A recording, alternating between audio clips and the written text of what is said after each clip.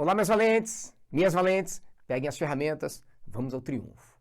Na nossa última aula, nós fizemos a análise de um circuito elétrico, onde nós calculamos a resistência elétrica total e chegamos, através da voltagem do circuito, na corrente elétrica total. Chegamos ao valor de 2 amperes. Na ocasião, eu deixei em aberto duas questões ou uma questão para ser resolvida nessa aula de agora. Que seria referente ao quê? Nós temos aqui no circuito uma corrente de 2 amperes e vimos que quando ela chega neste ponto, ela se divide. I1 e I2. Logo depois, ela volta a se somar. Como a carga elétrica se conserva, ela se divide e se soma sempre no valor de 2 amperes.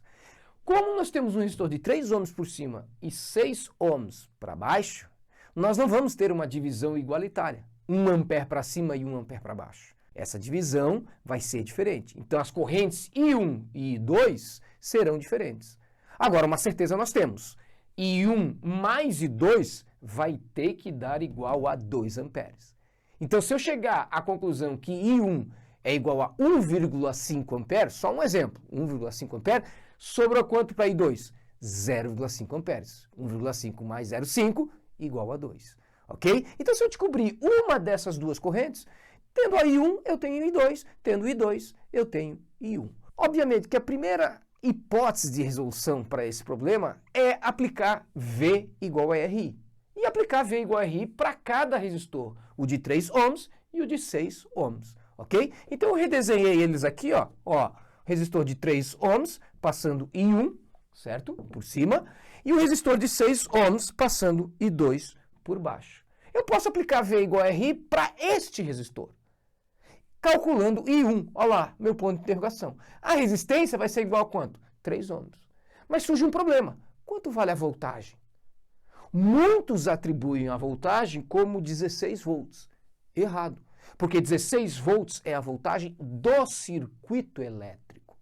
E esta voltagem se distribui no circuito, porque o circuito é misto. Um agregado de associação em série e associação em paralelo. Então eu não sei quanto de voltagem fica sobrando para esta associação em paralelo. Eu tenho que chegar lá antes. Como que a gente vai fazer isso? Raciocina da seguinte maneira. Eu tenho a corrente aqui de 2 amperes. Ela surge, parte, vamos dizer, da fonte. A gente sempre faz essa análise. Ela circula constantemente pelo circuito.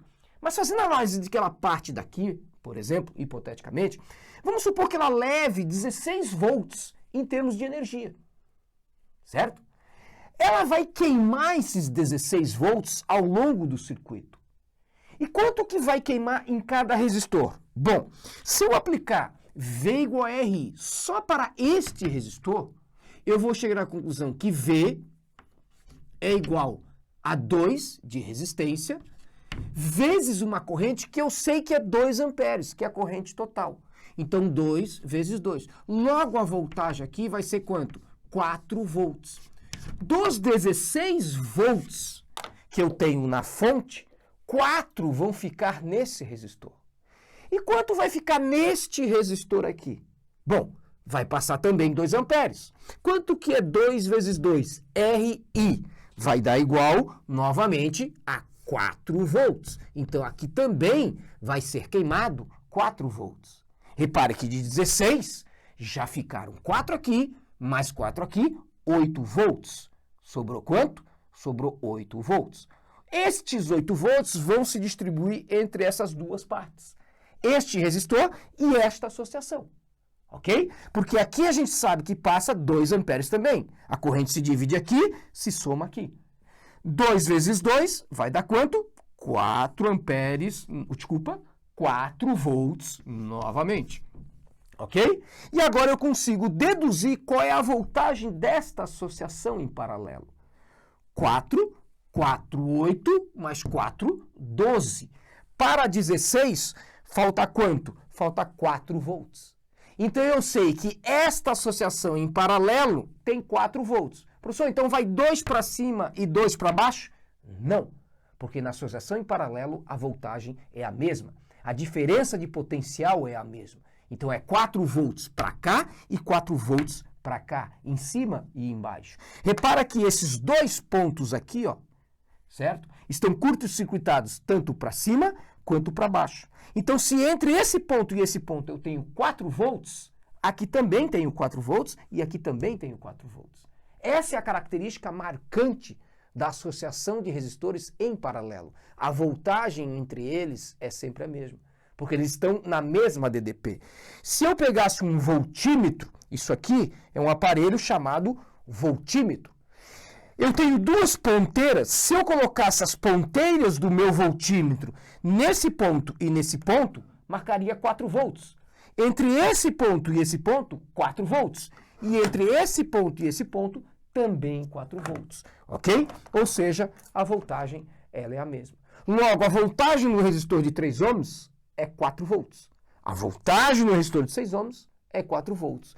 Quando eu aplico V igual a RI só para o resistor de 3 ohms, eu chego a essa conclusão, de que 4 volts, a voltagem entre que ele está submetido, igual a R, que é igual a 3, vezes a minha incógnita, que é I1. Para descobrir o I1, está multiplicando 3, o 3 multiplicando I1, multiplicando, passa para o outro lado, dividindo. Então, isolando, I1 vai ser igual a 4 terços. Olha lá a matemática básica. Cai muito no Enem, certo? Se você é acostumado a usar calculadora no Enem, você vai fazer conta de multiplicação e divisão no braço.